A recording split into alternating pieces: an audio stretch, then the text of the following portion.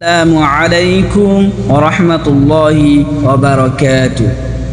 আজকে আপনাদের সামনে অত্যন্ত গুরুত্বপূর্ণ একটি ভিডিও নিয়ে আসলাম।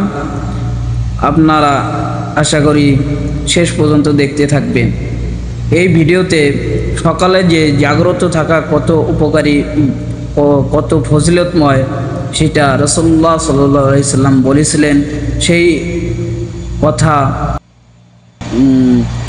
মৌলানা মুক্তার আহমেদ বলেছেন এই ভিডিওতে। আপনারা অত্যন্ত গুরুত্ব সহিত এই ভিডিওটি দেখতে থাকুন। সকালবেলা ঘুম থেকে উঠতে হবে। সূর্য ওঠার আগে যারা পৃথিবী চালায় ওরা দেখেন কেউ সূর্য ওঠার পরে ঘুম থেকে উঠছে কিনা? কাউকে দেখবেন না। এই চ্যালেঞ্জিং, কাউকে দেখবেন না।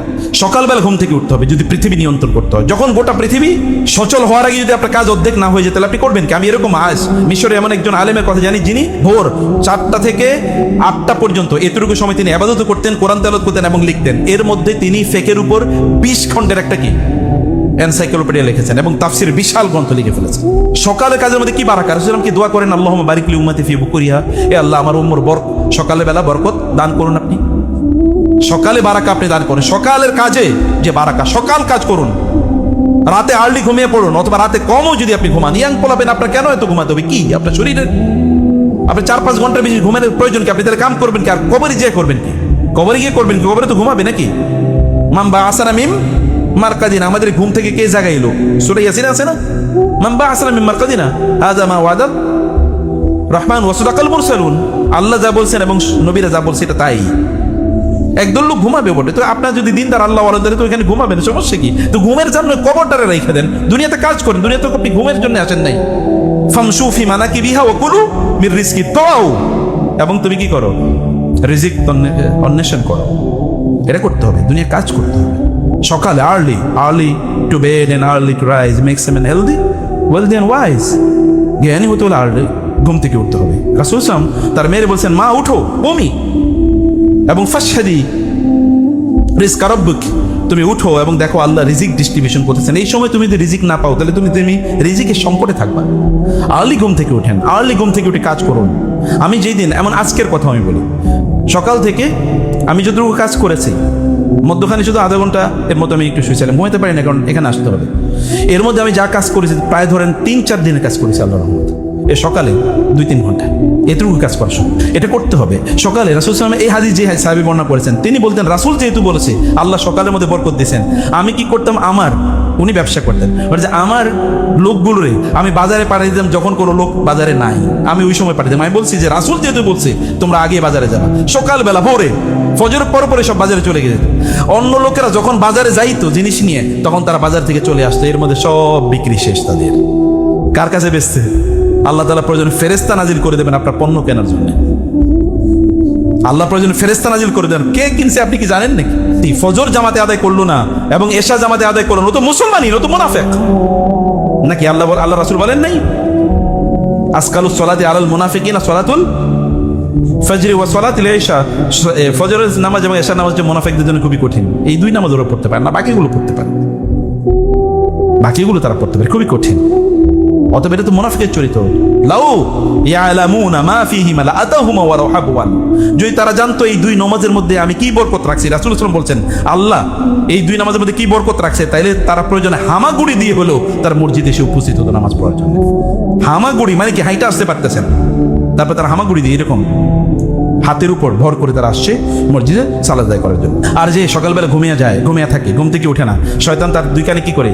কথা বলছেন ইয়াংরা, ভালো করে শোনেন। শয়তানের পেশাব নিয়ে যেগুলো চলে, ওটার চেয়ে মানে তার চেয়ে নাজাসাত, অপবিত্র, খবিশ আর কে আছে বলেন? ও তো খবিশ আগের ঘুম থেকে সকালবেলা উঠছে। আর আপনাদের ঘরে যারা আছে, এই যে বুড়োরা আছেন, আপনাদের ঘরে কোনো বাচ্চারা সকালবেলা ঘুম থেকে উঠে নাই, ফজর পড়ে নাই, ওই বাচ্চা আপনার ঘরে থাকে কিভাবে? আর আপনার রান্না খায় কিভাবে? অথবা আপনার ইনকাম খায় কিভাবে? আপনি কি মুসলমান না? মুসলমান হলে আপনার ঘরে থাকে কেমন এরকম মানুষ? তাহলে আমাদের ইমানের প্রবলেম, আমাদের দিনদারিতে প্রবলেম আছে, কমিটমেন্টে প্রবলেম আছে।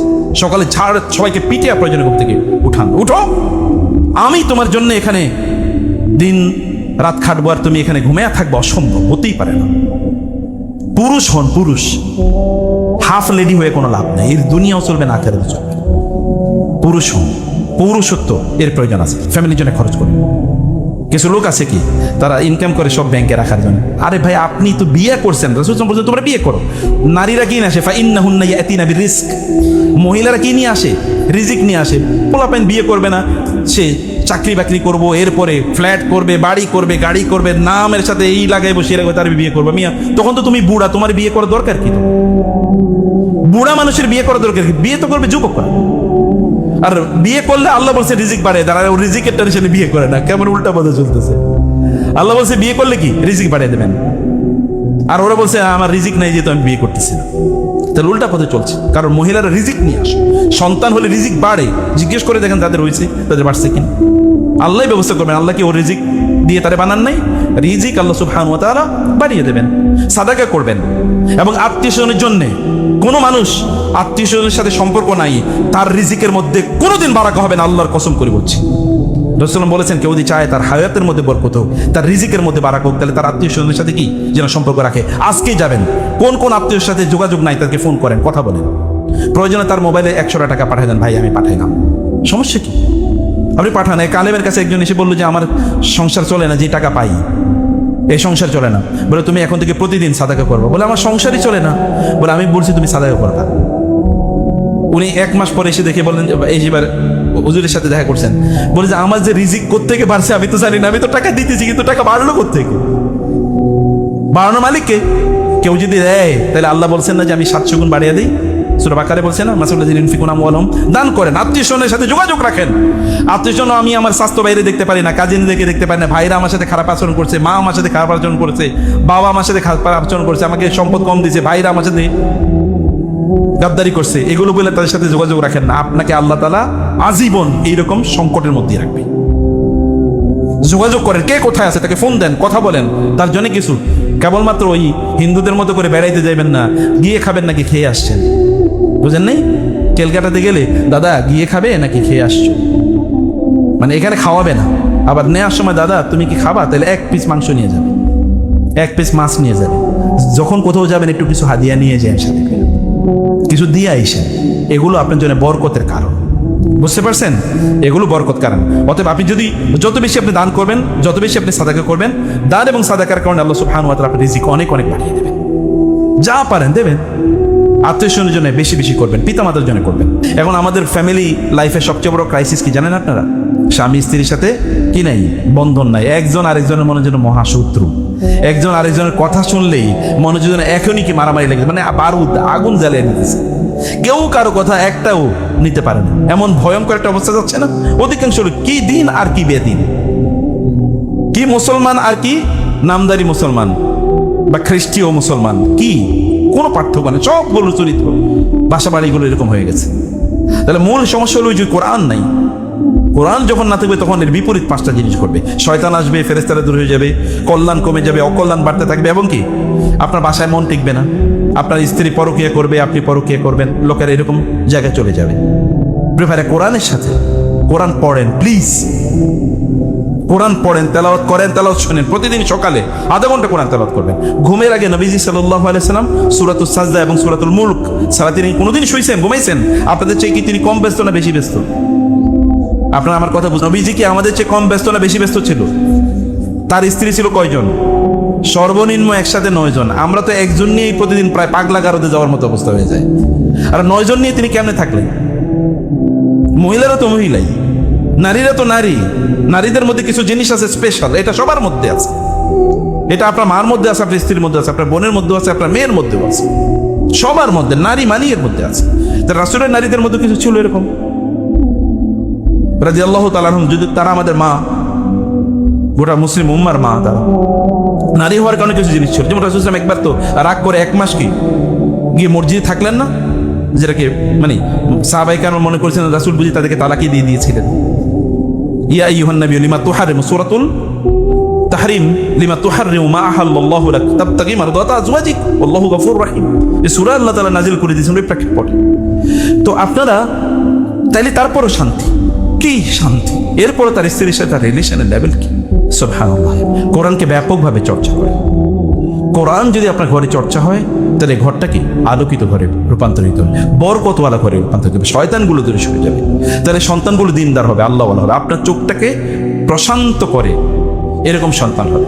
বাবারা ভালো হয়ে যান, কোরআন তেলাওয়াত করেন, পড়েন, বাবারা কোরআন পড়েন, কোরআনের চর্চা করেন, কোরআনের তাফসির পড়েন, কোরআনের তেলাওয়াত পড়েন, কোরআনের তেলাওয়াত শুনেন, এবং দেখেন আপনার ঘর আল্লাহ তাআলা বরকত দিয়ে ভর্তি করে দেবে। আপনি সারাদিন দৌড়েও কিছু করতে পারবেন না। দৌড়ে কি কিছু করা যায় নাকি? আপনার কথা বুঝেন নাই? ইয়াং জেনারেশন ভালো করে শুনেন, দৌড়ে কি কিছু করা যায়? দৌড়ে কিচ্ছু করা যায় না। ওই যারা অফিসারদের বসে থাকে ওরাই পৃথিবী চালায়, যারা দৌড়ায় ওরা দেখেন কি করে। যারা দৌড়ায় তারা করে কি, হয় রিক্সা চালাইবে অথবা কি ট্রাকের ড্রাইভার হবে, এর বাইরে কি, অথবা কুলিগিরি করবে, দৌড়াবে। আর আপনি দেখেন যারা চালায় ওই হয়তো এয়ার কন্ডিশনের পিছনে নিচে বসে আছে, ওই পৃথিবী চালাইতেছে। দৌড়ে কিছু করা যায় না। তোমরা দৌড়াও আল্লাহর দিকে, আল্লাহর ক্ষমার দিকে, জান্নাতের দিকে, এই দিকে দৌড়াও। রিজিকের মালিক আমি তোমাকে রিজিক দিয়ে ভরপুর করে দেব। ইন্নাল কোরআন গানান লা ফাকরা বা'দাহু ওয়া লা গানা দুনাহু, যে কোরআন আপনাকে এমন ধনী বানিয়ে দেবে যে আর কোনোদিন আপনি গরিব হবেন না। কারণ আপনি বলবেন কোরআন পড়ার কারণে কেমনে ধনী হয়? সম্পদের মালিক যিনি, তিনি আপনাকে চাইলে ধনী বানিয়ে দিতে পারেন না? পারেন কি না? আচ্ছা, এই যে এত লোকেরা যারা এত টাকা পয়সার মালিক হলো, কিভাবে মালিক হয়েছে বলেন তো? কিভাবে মালিক হয়েছে? সুলাইমান আলাইহিস সালামকে রাজত্ব কে দিয়েছে? জুলকারনাইনকে রাজত্ব কে দিয়েছে? ওমরকে রাজত্ব কে দিয়েছে রাদিয়াল্লাহু তাআলা আনহু? ওসমান রাদিয়াল্লাহু তাআলা, আবু বকরকে কে দিয়েছে রাজত্ব? আচ্ছা, যারা অন্যান্য যারা সম্পদ অর্জন করেছে, কে তাদেরকে দিয়েছে? আল্লাহ কারুনকেও দেয়, আবার কাকে? সুলাইমান আলাইহিস সালামকেও দেয়। কিন্তু কারুনের আবার মাটির নিচে ডুবিয়ে দেয়, আর সুলাইমান আলাইহিস সালামকে একেবারে আসমানের উপরে উঠিয়ে দেয়। ইয়ারফাউল্লাহু আল্লাযীনা আমানু মিনকুম ওয়াল্লাযীনা উতুল ইলমা দারাজাত। আল্লাহ সুবহানাহু ওয়া তাআলা মর্যাদার মালিক।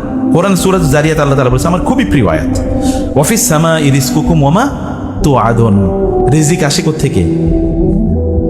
কথা বুঝেন না? রিজিক আসে কোত্থেকে? আসমান থেকে রিজিকের বরাদ্দ আসে, প্ল্যান হয়, বাজেট হয় কোথায়? পৃথিবীর বাজেট হয় পার্লামেন্টে, আর এই জগৎবাসীর আপনার দেশের বাজেট হয় পার্লামেন্টে, আর গোটা মানব জাতি না, যেটা সৃষ্টি করে বাজেট হয় কোথায়? আসমানে। অতএব যিনি আসমানে, যিনি বরাদ্দ করেন, কারে কতটুকু দেবেন তার সাথে ধন্না দেয়া লাগবে না? ওয়াফিস সামাই রিজকুকুম ওয়া মা তুআদুন ফাওয়ারাব্বিস সামাই ওয়াল আরদ। আসমান এবং জমিনের রবের শপথ করে বলছি, আল্লাহ নিজেই বলতেছেন, তিনিই তো রব। তিনি বলছেন, আমি আসমান এবং জমিনের রবের শপথ করে বলছি, ইন্নাহু লাহাক্কুন, এটা সত্য। মিসলামা আনতুম তানতাকুন, তোমরা যেমন কথা বলো সত্য, এটা এরকম সত্য। সুবহানাল্লাহ, কি পাওয়ার এই কথা, পাওয়ার কি! এই কারণে আপনাকে আসমানবাসীর কাছে আপনাকে রিজিক চাইতে হবে। আসমানবাসীর কাছে রিজিক চাইতে হবে আপনাকে। পাখিগুলো রিজিক কে দেয়? প্রাণীগুলো রিজিক কে দেয়? মাছের রিজিক কে দেয়? তিমি মাছের রিজিক কে দেয়? তিমি কি পরিমাণ খাবার খায় জানেন আপনারা? একটা তিমি যে পরিমাণ, মানে এটা একদম ছোট ছোট চিংড়ি মাছ বলে, ছোট একেবারে চিংড়ি, ছোট। এই চিংড়ি হলো ওর খাবার। মাছ কত বড়, কিন্তু খাবার দিছে কি আল্লাহ? ছোট। যে তুই গায়ে গতরে বড় হইতে পারোস, কিন্তু তোরে আমি খাওয়াবো সবচেয়ে ছোটটা, যেন তোর মধ্যে অহংকার ডেভেলপ না করে। দেখছেন না? ক্রিট এরকম একটা, মানে এটা সমুদ্রের গভীরে পাওয়া যায় একবারে, মানে আপনি দূরবীন দিয়ে খুঁজে বের করতে হবে। এরকম চিংড়ি মাছ খায়ও, এর বাইরে বেশি খাইতে পারে না, ওর হজমই হয় না। কিন্তু ও যা খায় তা কয়েক টন, প্রায় 8 টন, মানে কয়েকটা ট্রাক দিয়ে ভর্তি করে নিতে হবে একবারে। সে যা খায়, এই খাবার কে দিচ্ছে? আল্লাহ সুবহানাহু ওয়া তাআলা দেন নাই? ঈগল উড়ে আকাশে, কিন্তু তার খাবারটা কোথায়? সমুদ্রে। আল্লাহ তাআলা তারা এমন চোখ দিয়ে দিয়েছে, আকাশ থেকে দেখতে পায় তোমার খাবারটা এখানে আছে। তাহলে আল্লাহর উপর আপনার তাওয়াক্কুল থাকলে তো কোনো সমস্যা নেই। আপনার কাজ আপনি করে যান, কিন্তু তাওয়াক্কুল রাখবেন কার সাথে? রশি বেঁধে রাখেন আল্লাহর সাথে, আর আপনার কাজ আপনি করতেই থাকুন। আল্লাহর সাথে কানেকশনটা লুজ করেন না। লুজ করলে দুনিয়াও যাবে, খাসিরাত দুনিয়া ওয়াল আখিরা, দুনিয়াও শেষ আখিরাতও শেষ। কেউ জেনে সে রাসূল সাল্লাল্লাহু আলাইহি ওয়াসাল্লামকে জিজ্ঞেস করেন, ইয়া রাসূল, আমাকে নাসিহত বলুন, আমি কি করবো? তিনি বললেন, 1 নম্বর সিদকুল হাদিস ওয়া হিফজুল আমানা, তুমি সত্য কথা বলবা এবং আমানত রক্ষা করবা। তিনি বললেন, আমার আরো কিছু নসিহত দেন। তিনি বললেন, তাহলে তোমাকে আরো দুটো কাজ করার কথা বলি, সলাতুল লাইল ওয়া সিয়ামুল হাওয়াজির, তুমি রাতের বেলা রাতের নামাজ আদায় করবা, মানে তাহাজ্জুদ পড়বা, এবং খুবই গরমের দিনে রোজা রাখবা। তিনি বললেন, ইয়া রাসূল, আমাকে আরো কিছু নসিহত দেন। তিনি বললেন, কাসরাতুজ যিকর ওয়াস সালাতু আলাইয়া ফা ইন্নাহা তানফিয়াল ফাকর, তুমি বেশি বেশি আল্লাহ জিকির করবা, আমার উপর বেশি বেশি দুরূদ পড়বা, তাইলে আল্লাহ তাআলা তোমার দারিদ্র্য দূর করে দেবে। রাসূলের উপর দুরূদ পড়লে আল্লাহ তাআলা দারিদ্র্য দূর করে দেন।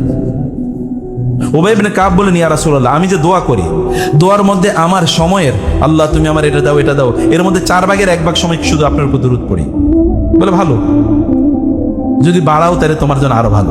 বলে, ইয়া রাসূলুল্লাহ, তাহলে আমার সময়ের 3 ভাগের 1 ভাগ দোয়া যে করি, দোয়ার 3 ভাগের 1 ভাগে শুধু দুরূদ পড়ব। বলে, ভালো, যদি বাড়াও তাহলে আরো ভালো। বলে, তাইলে অর্ধেক করবো? বলে, ভালো, যদি বাড়াও আরো ভালো। বলে, তাহলে আমার দোয়ার মধ্যে আমি দোয়া যখন করব তখন শুধু দুরূদ পড়বো, আর কিচ্ছু করবো না, ইয়া রাসূলুল্লাহ। তিনি বললেন, তাইলে তুমি যদি করো, তাহলে তুমি যত বাড়িয়ে দেবে, আল্লাহ তাআলা তোমার রিজিক আরো তত বাড়িয়ে দেবেন। তোমার টেনশন দূর করে দেবেন, তোমার গুনাহগুলো আল্লাহ ক্ষমা করে দেবেন। কারণ কি হাদিসে ঈশ্বর রাসূলুল্লাহ বলেছেন, কেউ যদি দুরূদ পড়ে একবার, তাহলে আল্লাহ তাআলা তাকে কয়টা রহম দেন? 10টা রহম দেন। তাহলে আপনি বললেন একবার, আল্লাহকে একবার চাইলেন, আল্লাহ তাআলা 10 গুণ আপনাকে দিবেন। কি পরিমাণ হইতে পারে? তাহলে দুরূদ পড়লেই তো যথেষ্ট। কিন্তু পড়তে হবে তো নাকি? এক লোকের তার 500 দিরহাম, তার হঠাৎ করে বড় বিপদ হয়েছে। এখন সে 500 দিরহাম, তো দিনা তৎকালীন গোল্ড কয়েন, সে একজনের কাছ থেকে ধার নিয়েছে, এক মার্চেন্ট ব্যবসায়ীর কাছে। কিন্তু পরে এটা তাকে ফেরত দেবে, আর ফেরত দিতে পারছে না। এখন ওই ব্যবসায়ী তারা ধরে নিয়ে গেছে কাজী বিচারকের কাছে। বিচারক বলছে, তুমি দিলা না কেন? বলে, আমি তো দিতে পারিনি, আসলে এই প্রবলেম ছিল। না, তুমি দিতে হবে, তুমি তো ওয়াদা দিছো, কবে দেবা বলো, ওয়াদা দাও। বলে, আগামীকাল দেবো। তো তুমি যে আগামীকাল এটা দিবা, তোমার খুঁজে পাবে কই? গ্যারান্টর দেও। বলে, আমি কাকে পাবো? আমি তো কোনো গ্যারান্টর নাই। বলে, গ্যারান্টর না দিলে তো মানতে পারি না। তুমি যে আগামীকাল আসবে, এটার গ্যারান্টি কি? গ্যারান্টর লাগবে, একজন তোমার জামিন জিম্মাদার হবে। বলে, আমি আল্লাহ রাসূলের জিম্মাদার বানালাম। বলে, রাসূল জিম্মাদার বানালাম মানে? এটা অবাক করার কথা। আমি রাসূলের জিম্মাদার, তো রাসূল জিম্মাদার কিভাবে হলো, কিভাবে হবে? বলে, আমি রাসূলকে জিম্মাদার বানালাম এবং আমি বললাম, হে আল্লাহ, আমি তোমার রাসূলের জিম্মাদার বানাইছি, আমি যে আগামীকাল না আসি, তাহলে তোমার রাসূলের উম্মতের খাতা থেকে আমার নাম খারিজ করে দিও। তিনি যখন এই কথা বলছেন, বিচারক একটু মুগ্ধ, এত বড় কথা বলছে, আচ্ছা ঠিক আছে যাও। আর এরপর আর কি বলবো? বিচারক তাকে পাঠিয়ে দিয়েছে। তিনি গিয়ে তার স্ত্রীর বললেন যে অবস্থাতেই আমি আর রাসূলের জিম্মাদার বানিয়ে আসছি। বলে যে রাসূলের জিম্মাদার বানাইছে, তাহলে তো রাসূলের টেনশন, আমাদের টেনশন, এটা রাসূলের টেনশন। তাহলে চলো আমরা আজকে সারা রাত কেবল দুরূদ পড়বো, আর কিচ্ছু করবো না। তো রাসূলের জিম্মাদার বানাইছে, এবার তার উপর দুরূদ পড়তে থাকবো। সারা রাত তারা দুরূদ পড়লো, দুরূদ পড়তে গিয়ে একটু হালকা ঝিমিয়ে ঘুমিয়ে পড়েছে। এর মধ্যে দেখলো রাসূল সাল্লাল্লাহু আলাইহি ওয়াসাল্লাম তাকে বলছেন যে তুমি যাও, এখানকার যে গভর্নরের কাছে গিয়ে বলবা যে তোমার যেন 500 দিনার দেয়। তিনি বলছেন, আমি তাকে জিজ্ঞেস করলাম, ইয়া রাসূলুল্লাহ, আমি কেমনে গিয়ে তারে বলবো? সে এটার প্রমাণ কি? বলে, তুমি তাকে গিয়ে বলবা যে প্রতি রাতে সে আমার উপর 1000 বার দুরূদ পড়ে আমার জন্য, কিন্তু সে গত রাতে পড়ে না, এটার কাফারা দেবে 500 দিনার। তিনি গেছেন, এবার গিয়ে এবার ইয়ের সাথে দেখা করেছেন, গভর্নরের সাথে। গভর্নর তাকে দেখার পরে বলল যে, এই আপনার কথাই তো আমার বলছে, আমি তো গত রাতে একটা ভুল করছিলাম। রাসূল সাল্লাল্লাহু আমাকে বলছেন আপনাকে যেন আমি 2500 দিনার দিই, 2500 দিনার। আমি যে ভুল করছি এটা যেন 2500 দিনার দিয়ে। আসেন আপনি 2500 দিনার দিয়ে দেবেন। এই 2500 দিনার আইসে 500 দিনারের জন্য, উনি 2500 দিনার নিয়ে অলরেডি চলে যাচ্ছে। এবার কাজীর কাছে গেছে। কাজীর কাছে যাওয়ার পরে কাজী বলল যে, ভাই তুমি তো বড় একটা বিপদ গড়াইছো, আমি তো গত রাত্রে স্বপ্নে দেখছি রাসূল সাল্লাল্লাহু আলাইহি ওয়াসাল্লামের, অতএব আমি তোমার দিনার নিতে পারবো না, আমি তোমার পক্ষে ওই লোকের দিনারটা দিয়ে দেবো। এখন ওই লোকে এই সময় যে পাওনাদার, সেই সময় ঢুকছে। সে ঢুকার পরে যখন আসলে এরকম আলোচনা করে, বলে ঘটনা এরকম ঘটছে, আমি তার দিনার নেবই না, বরং আমি তার এক্সট্রা আরো 500 দিনার দিয়ে দিলাম। এবার কত হয়েছে দেখেছেন কিভাবে আল্লাহ রাসূলের উপর দরুদ যদি কোনো মানুষ পড়ে, সত্যি বিলিভ মি আমার ব্যক্তি জীবনে এরকম বহু সমস্যার সমাধান হয়ে গেছে দরুদের কারণে। রাসূল বলেছেন, ইজান ইউকফা হাম্মুক ওয়া ইউগফারু লাকা যামবুক, তাহলে আল্লাহ তাআলা তোমার টেনশন দূর করে দেবেন, দুরুদই তোমার টেনশনের জন্য যথেষ্ট হয়ে যাবে, এবং আল্লাহ তাআলা তোমার গুনাহগুলো এর মাধ্যমে মাফ করে দেবেন। প্রিয় ভাই বোন, নিজের উপর জুলুম করেন না প্লিজ। নিজের টেনশনে রাখা। অধিকাংশ লোকের চুল পাকে কি কারণে? কি কারণে? টেনশনে। নবীজি সাল্লাল্লাহু আলাইহি ওয়াসাল্লাম নিজেই বলেছেন, শাইয়াবাতনি হুদু ওয়া আখওয়াতুহা ওয়াল মুরসালাত ওয়াল ওয়াকিআ। সূরা ওয়াকিআ, সূরা মুরসালাত, সূরা হুদ, এই সূরাগুলো আমারে বৃদ্ধ বানিয়ে দিয়েছে। মানে এই সূরাগুলোতে কিয়ামতের আলোচনা আছে, তো এটা পড়ে আমি ভয় পাইছি। অথচ যখন তিনি মারা যান, তখন তার সব মিলিয়ে সাহাবায়ে কেরাম বলেছেন 16 থেকে 18টা চুল এবং দাড়ি পাকছে মাত্র, যখন তিনি ইন্তেকাল করেন। অথচ আল্লাহ তাআলা বলেছেন, লাআল্লাকা বাখিউন নাফসাকা আল্লা ইয়াকুনু মুমিনিন ফালাআল্লাকা বাখিউন নাফসাকা আলা আথারিহিম ইল্লাম ইউমিনু বিহাদাল হাদিসি আসাফা।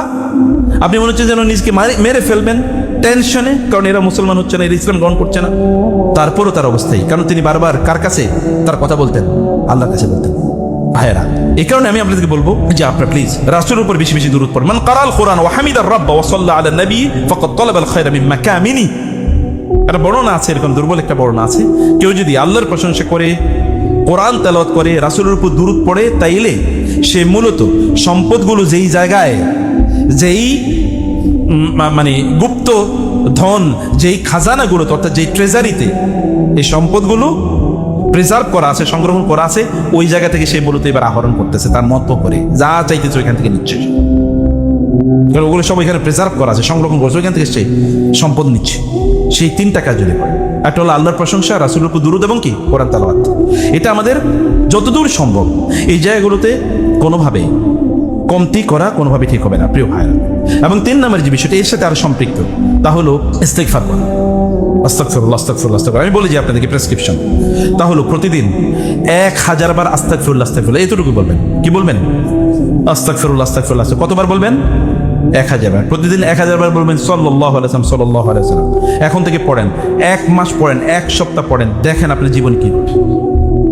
শুধু দেখেন, জাস্ট টেস্ট ইট, শুধু টেস্ট করেন, অন্য কাজ করবেন না। সব বন্ধ করে, মোবাইল আবার বলছি এগুলো বন্ধ করে, সব কিছু ইন্টারনেট বন্ধ করে, বাসার বন্ধু বান্ধবের সাথে কথা, দরজা বন্ধ করে একেবারে কি করবেন বলেন তো? কি বলছি? আস্তাগফিরুল্লাহ কয়বার আর দরুদ কয়বার, এবং দেখেন কি ঘটে জীবনে, মিরাকল ঘটবে। আপনি বুঝতে পারেন কিভাবে এগুলো হচ্ছে। আমি তো এগুলো করি না, তাহলে হলো কিভাবে? কারণ আল্লাহ তাআলা ওয়াদা দিয়েছেন, ফাকুল তুস্তাগফিরু রাব্বাকুম ইন্নাহু কানা গাফফারা ইউরসিলিস সামা আলাইকুম মিদরারা ওয়া ইমদিদকুম বিআমওয়ালিন ওয়া বানিন ওয়া ইয়াজআল লাকুম জান্নাতিন ওয়া ইয়াজআল লাকুম আনহার মা লাকুম লা তারজুনা লিল্লাহি ওয়াকারা। তোমরা আল্লাহকে সম্মান দিচ্ছ না কেন? আস্তাগফিরুল্লাহ আস্তাগফিরুল্লাহ পড়ো, তাইলে তো আমি তোমাদের জমিনগুলো সম্পদ দিয়ে ভরপুর করে দেব। আল্লাহ তাআলা বলছেন তোমাদের সন্তান দিয়ে ভরপুর করে দেব, এমন সন্তান যে সন্তানের দিকে তাকাইলেই তোমার কি চোখ থেকে আনন্দের অশ্রু পড়বে। আমারে আল্লাহ তুমি এরকম সন্তান দিছো, আলহামদুলিল্লাহ। এটা তখন তুমি বলবা, তুমি আমারে কেন তুমি বলো না আস্তাগফিরুল্লাহ? কারণ যখন মানুষ ইস্তেগফার করে তখন আল্লাহ গুনাহ মাফ করে দেন, আর যখন আল্লাহ গুনাহ মাফ করে দেন তখন তো আল্লাহর বন্ধু হয়ে যায়। আর আল্লাহর বন্ধুরে কি আল্লাহ না খেয়ে মারবে নাকি? কি মনে হয় আপনাদের? আল্লাহর বন্ধুরা আল্লাহ কষ্ট রাখবেন কি মনে হয় আপনাদের? জিবরিল আলাইহিস সালাম কি রাসূলকে এসে বলেন নাই, আপনি আমাকে বলেন আল্লাহ পাঠাইছেন, আপনি যদি বলেন তাহলে উহুদ পাহাড়ের কি বানিয়ে দেবো? সোনা বানিয়ে দেবো। আপনি যদি বলেন তাহলে আসমান থেকে বৃষ্টি নাজিল হবে না, সোনা নাজিল হবে, সোনা স্বর্ণ। বলেন নাই জিবরিল আলাইহিস সালাম? কারণ কি? ওই যে ইস্তেগফার। তিনি প্রতিদিন কয়বার ইস্তেগফার করতেন? প্রত্যেক নামাজের পর 70 বার, 100 বার আস্তাগফিরুল্লাহ আস্তাগফিরুল্লাহ আস্তাগফিরুল্লাহ। 3 বার তো প্রথমে পড়তেন, এরপরে সাহাবায়ে কেরাম বলছেন আমরা গুনছি তিনি 70 বার পড়ছেন, 100 বার পড়ছেন, আমরা গুনতাম। এবং তিনি এই কথা বলেছেন, অত তার কোনো গুনাহ নেই। এইটা ইস্তেগফার কেবলমাত্র আপনার গুনাহ মাফ করে না, ইস্তেগফার আপনার সম্মান বাড়ায় এবং রিজিকের ঘাটতি সমস্যা সমাধান করে দেয়। যেমনি ভাবে দুরুদ করে, যেমনি ভাবে আল্লাহর প্রশংসা, সে কারণে আল্লাহর শুকর আদায় করবেন। যা পাইছেন তাই শুকর আদায় করেন প্লিজ। আপনারা বলতে পারেন আলহামদুলিল্লাহ? বলতে পারেন না? বলেন তো দেখি বলতে পারেন কিনা? এটা একটু বেশি বেশি বললেন। যা আছে তাতে আলহামদুলিল্লাহ, কোনো অভিযোগ দিয়েন না। আলহামদুলিল্লাহ আলহামদুলিল্লাহ আলহামদুলিল্লাহ। আল্লাহকে বলেন লাইন শাকারতুম লাযিদান্নাকুম ওয়া লাইন কাফারতুম ইন্না আযাবি লাশাদীদ। কেউ যদি শুকর আদায় করে আল্লাহ তাআলা কেবলমাত্র তার সম্পত্তি বাড়ান, আল্লাহ তাআলা তার জ্ঞানও বাড়িয়ে দেন। আপনি যদি চান যে আপনার জ্ঞান বাড়ুক তাহলে বেশি বেশি বলবেন আলহামদুলিল্লাহ আলহামদুলিল্লাহ। দেখবেন আল্লাহ তাআলা আপনার কোত্থেকে যে জ্ঞান দেবেন এটা আপনি চিন্তা করে। ফাফাহামনা সুলাইমানা ওয়া কুল্লান আতাইনাহু হুকমান ওয়া ইলমা। আমি সুলাইমানের নিজে শিখাইছি। আল্লাহ বলছেন ওয়া আল্লামা আদামাল আসমাআ কুল্লাহা। আদম আলাইহিস সালামকে শিখাইছে কে? রাসূল সাল্লাল্লাহু আলাইহি ওয়াসাল্লাম বলেছেন আদাবানি রব্বি ফাআসানা তাআদিবি। আমারে আমার রব শিখাইছে। আমার গুরুকে, আমার শিক্ষককে আমার রব আল্লাহ আমাকে শিখিয়েছেন। জ্ঞান দেন। খিদর আলাইহিস সালামকে জ্ঞান কে দিয়েছেন? আল্লাহ করেছে। ওই সূরা আছে না, সূরা কাহফে, ফাওজাদা আবদাম মিন ইবাদিনা আতাইনাহু রাহমাতাম মিন ইলমিন ইনদিনা ওয়া আল্লামনাহু মিন লাদুন্না ইলমা। আমি তারে শিখাইছি। আল্লাহ বলছেন। তাহলে জ্ঞান দেওয়ার মালিক কে? জ্ঞানের মালিক কে? তিনি। জ্ঞান দেনও তিনি। তিনি আপনাকে, আপনি শুকর আদায় করেন, দেখেন তিনি আপনাকে কিভাবে জ্ঞান বাড়ায় দেন। বলেন আলহামদুলিল্লাহ আলহামদুলিল্লাহ আলহামদুলিল্লাহ বলতে থাকেন। আল্লাহ সুবহানাহু ওয়া তাআলাকে ফাঁকি দেয়া যায় না। আপনি আসলে ফাঁকি দিচ্ছেন নিজকে ফাঁকি দিয়ে আপনার লাভ কি? আপনার শেষ, দুনিয়াও শেষ, আখিরাতও শেষ। এবং প্রিয় ভাইরা, এরপরে যেটা বলতে চাই তা হলো আপনি বেশি বেশি মৃত্যুর কথা মনে করবেন। মৃত্যুর কথা, যে এরপরে কি হবে, আখিরাতের কথা যদি কোনো মানুষ মনে করে, রাসূল বলেছেন কেউ যদি আখিরাতকে প্রাধান্য দেয় তাহলে আল্লাহ তাআলা এই দুনিয়াকে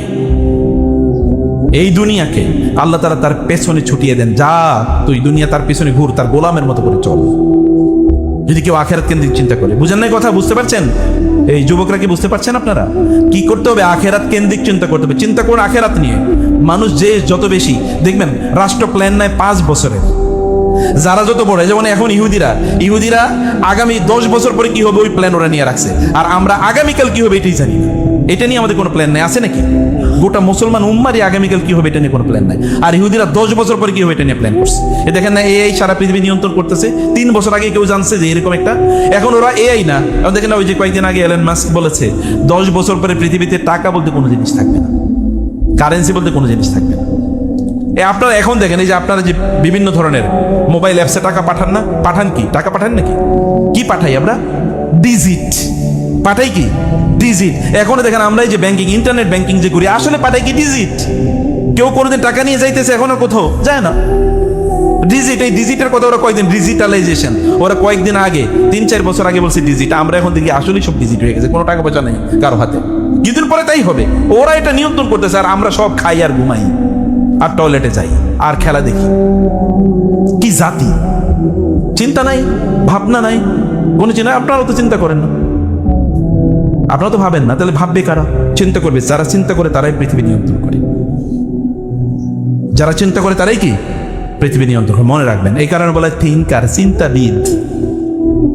চিন্তাবিদরাই পৃথিবী নিয়ন্ত্রণ করে। চিন্তা করেই দেখেন, আপনি চিন্তা করেই দেখেন আল্লাহ তাআলা কিভাবে দুয়ারগুলো উন্মুক্ত করে দেয়। তাহলে চিন্তা করতে হবে আখিরাতে, লং টার্ম ভিশন, যে এখন থেকে 20 বছর পরে কি করবো। আপনারা যে ইয়াংরা চিন্তা করেন, আমি এখন থেকে 20 বছর পরে আমার এলাকার সবচেয়ে বড় ধনী মানুষ আমি হতে চাই, এবং আমার এলাকায় সহিহ আকীদার সবচেয়ে বড় মসজিদ আমি নির্মাণ করতে চাই। আমি একটা মসজিদ নির্মাণ যেখানে আমি 10 কোটি টাকা দেবো, এরকম নিয়ত আপনি করতে পারেন না? আপনি কি ফকিরের মতো নিয়ত করেন কেন? আল্লাহ তো দেখেই লোকটা ফকিরের মতো চিন্তা করে, ওরে আমি ধন দিবই না, সম্পদ দিবই না, কিন্তু ও নিজেই ফকির, মনের দিক থেকে ফকির। যে মনের দিক থেকে ফকির, ওরে আল্লাহ দেবেন নাকি? আপনি মনের দিক থেকে ধনী হতে পারেন, আল্লাহ তুমি আমাকে দাও, আমি দেবো, এবং তার জন্য চেষ্টা করেন। বড় ড্রিম হাই, অনেক বড় স্বপ্ন দেখা লাগবে, অনেক বড় চিন্তা করতে হবে, এবং অনেক বড় সিদ্ধান্ত নিতে হবে। আখিরাত কেন্দ্রিক কেউ যদি চিন্তা করে, আল্লাহ তাআলা সম্পদ, তার সব কাজগুলো আল্লাহ গুছিয়ে দেন। জাআল্লাহু গিনাহু ফি কলবি, আল্লাহ তাআলা তার অন্তরকে ধনী বানিয়ে দেন। ফলে সে অন্তরের দিক থেকে, প্ল্যানের দিক থেকে, পরিকল্পনার দিক থেকে, চিন্তা চেতনার দিক থেকে সে কি হয়? বুদ্ধিজীবী হয়ে যায়। বুদ্ধিজীবী হওয়ার কারণে, আসলে তো বুদ্ধিওয়ালারই পৃথিবী নিয়ন্ত্রণ করে। টাকা পয়সা তো বুদ্ধির কারণে যায়। টাকা পয়সা কি পরিশ্রমের কারণে যায় নাকি? আপনার কথা বুঝেন নাই।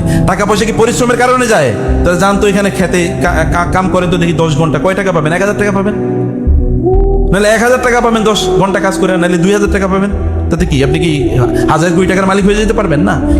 কেউ একটা চিন্তা করছে, কোন একটা ইনিশিয়েটিভ নিছে, নিয়ে এখন গোটা পৃথিবী সে চালাচ্ছে না? এখন গুগল দিয়ে আপনি দেখেন গোটা পৃথিবী চলতেছে। ও তো একটা অ্যাপসই বানাইছে। উবার গোটা পৃথিবী চালাচ্ছে, একটা অ্যাপস। এর বাইরে কি এটা বলেন? একটা অ্যাপসই তো, নাকি? অ্যাপস বুঝেন তো আপনার? এর বাইরে কি? একটা ফেসবুক একটা অ্যাপসই তো, এর বাইরে কি? এই যে আপনারা জানেন যে এই যে আলিবাবা একটা অ্যাপসই তো। অথবা আপনারা বলেন ওই যে মানে অ্যামাজন একটা অ্যাপ ছাড়া এর কি? অ্যাপ ছাড়া আর কি? কিন্তু এই অ্যাপসটা দিয়ে সারা পৃথিবী নিয়ন্ত্রণ করতেছে না তারা? এই পাঠাও অ্যাপ ছাড়া কি? কিন্তু ও দেখেন না প্রতিদিন সে কত 100 কোটি টাকা ইনকাম করতেছে। উবার কত 100 কোটি টাকা। আমি এগুলো নাম বললাম, এগুলো পপুলার তো এমনি, আমি কইলেও পপুলার, না কইলেও পপুলার। আপনারা এগুলোর ধনী বানাইতেছে, কিন্তু আপনারা কিছু করবেন, আপনারা কেবলমাত্র ওগুলোতে চালাবেন। কিন্তু আপনারা নিজের চিন্তা করুন, ভাবুন যে না, আমার করণীয় কি, বলেন আমি কি করতে পারি। যদি বারাকা পেতে চান তাহলে শরীরকে সুস্থ রাখতে হবে। অধিকাংশ মুসলমানই শারীরিকভাবে অসুস্থ, তাই না? অধিকাংশ মুসলমানই কি শারীরিকভাবে অসুস্থ, আর ওরা দেখবেন শারীরিকভাবে কি শক্তিশালী। আর অধিকাংশ অসুস্থ কারণ কি? খাবে হলো হচ্ছে ওই যে ফুটপাতের খাবার, এটাই তার কাছে মজা লাগে। স্ট্রিট ফুড নাম দিছে কি? Street food. আর ওই স্ট্রিট ফুড যে বানাই দিয়েছে, ও যে ঘাম দিয়ে টয়লেট এবং পেশাব ধৈরেই যে বানাই দিয়েছে, এগুলি খায়। এর মধ্যে আল্লাহ তাআলা জমিনের যে উৎপাদন তার জন্য দিয়েছেন, জমিনের আমি তোমরা খাও, কুলু মিম্মা আখরাজনা লাকুম মিনাল আরদ, আমি জমিন থেকে তোমাদের জন্য যা উৎপাদন করছি এটা খাও, আল্লাহ বলছেন।